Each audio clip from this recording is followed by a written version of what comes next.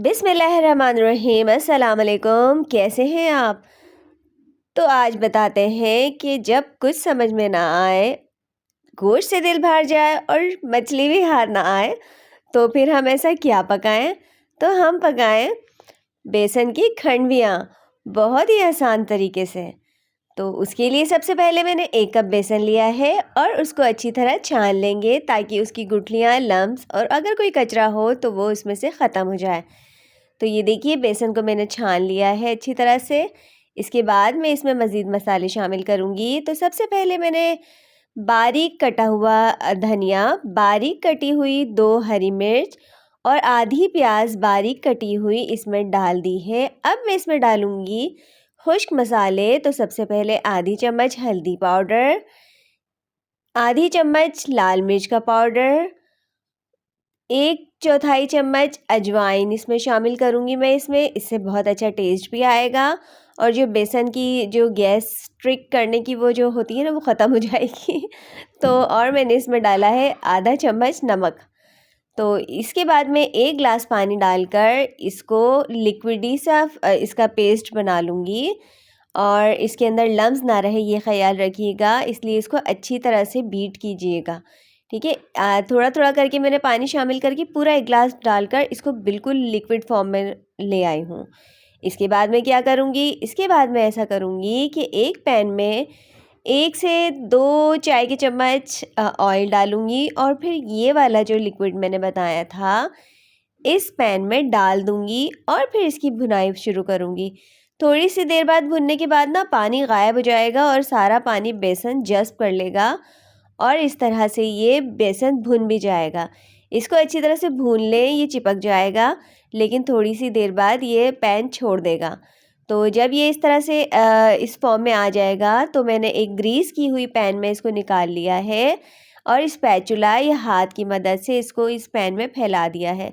अच्छा, अब ये जो चिपकेगा ना स्पैचुला या हाथ में, तो आप ऑयल लगा लें उसके ऊपर भी। उसके बाद मैंने इसको ठंडा कर लिया है। ठंडा करने के बाद इसको कटिंग कर लूँगी। जिस शेप में आपको चाहिए आप इसको कटिंग कर लें। मैंने इसको कतलियों के शेप में काटा है। अब मैंने क्या किया है, इसके बाद मैंने एक पैन में ऑयल लिया है और फिर मैं इन सारी कतलियों को एक-एक करके फ्राई कर लूँगी। पहले एक तरफ से फ्राई करूँगी, फिर दूसरी तरफ से इसको फ्राई कर लूँगी। तो जब तक ये फ्राई हो रही हैं, आप मेरे चैनल को लाइक कर दें, सब्सक्राइब कर दें, बेल आइकन को भी प्रेस कीजिएगा, इससे आपको नोटिफिकेशन आती रहेंगी। और हाँ, ये सब कुछ बिल्कुल फ्री है, बस मुझे एप्रिसिएशन मिलेगी, इसलिए मैं आपसे गुजारिश कर रही हूँ कि मेरे चैनल को सब्सक्राइब ज़रूर कीजिए। तो ये देखिए मैंने सबको एक-एक करके डाल दिया है और फिर मैं इनको पलट दूँगी। जब दोनों तरफ से अच्छी तरह फ्राई हो जाएंगी तो इनको निकाल लूँगी और फिर उसके बाद मैं इनकी ग्रेवी तैयार करूँगी। है ना आसान सी रेसिपी, ये ज़रूर बनाइएगा। जो मछली खाते हैं ना जो लोग, उन लोगों को तो ये बहुत पसंद आएगी क्योंकि इसका टेस्ट बिल्कुल मछली जैसा है। अब ये देखिए वही ऑयल है, अगर आपको कम करना हो तो कर लें। इसके अंदर मैंने 1 प्याज का पेस्ट बनाकर डाला है, 1 चाय का चम्मच लहसुन अदरक मैंने डाल दिया है। प्याज को इतना फ्राई करेंगे कि ट्रांसपेरेंट हो जाए, कच्चापन निकल जाए। उसके बाद मैं इसमें लहसुन अदरक का पेस्ट डालूंगी।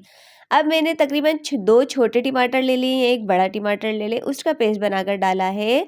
2 से 3 टीस्पून मैंने इसमें दही शामिल की है। इन सबको अच्छी तरह मिक्स कर लें। उसके बाद ड्राई मसालों में मैंने 2 चाय के चम्मच लाल मिर्च का पाउडर डाला है। इसके बाद आधा चाय का चम्मच हल्दी पाउडर और 1 चाय का चम्मच धनिया पाउडर इसमें शामिल कर दिया है। इन सारे मसालों को मैं अच्छी तरह भून लूँगी। आप ये मसाले अपने टेस्ट के अकॉर्डिंग भी डाल सकते हैं। तो इसके अंदर मैंने थोड़ा सा ज़ीरा पाउडर भी डाला है क्योंकि मैंने शुरू में ज़ीरा नहीं डाला था। अगर आप चाहें तो शुरू में भी ज़ीरा डाल लें।